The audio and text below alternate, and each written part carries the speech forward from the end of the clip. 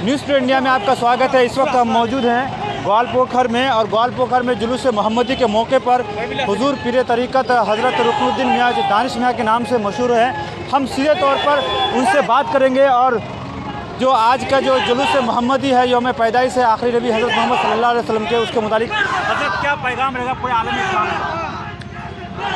अल्हम्दुलिल्लाह,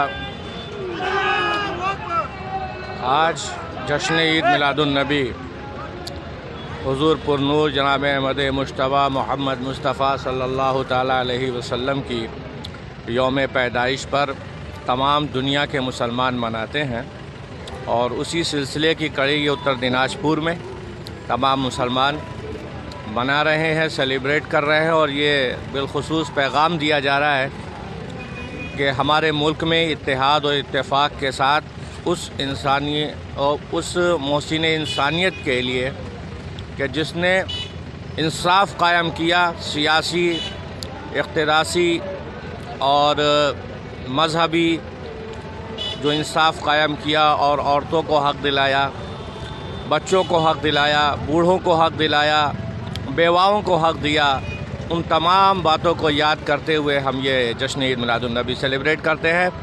और मुख्तसर से वक्त में मैं अपने मुल्क के तमाम लोगों को ये मैसेज देना चाहूँगा कि वो सुख शांति से रहें और एजुकेशन को प्रीफर करें। एजुकेशन आलम इस्लाम में अभी इस्लामोफोबिया को लेकर एक बड़ी जंग छिड़ी है, सूफीज़म इसके क्या सोचते हैं? देखिए, सूफियों के यहाँ कोई भी अपना पराया नहीं देखा जाता। उनके यहाँ तालीम है और शालीनता सिखाई जाती है, सच्चाई सिखाई जाती है, और दिलों में जो जंग लग जाता है बुरी बातों से, उस जंग को मिटाकर वो दिल को ऐसा साफ़ और शफ़ाफ़ बना देते हैं जैसे आज ही उसने अपनी माँ के पेट से जन्म लिया है।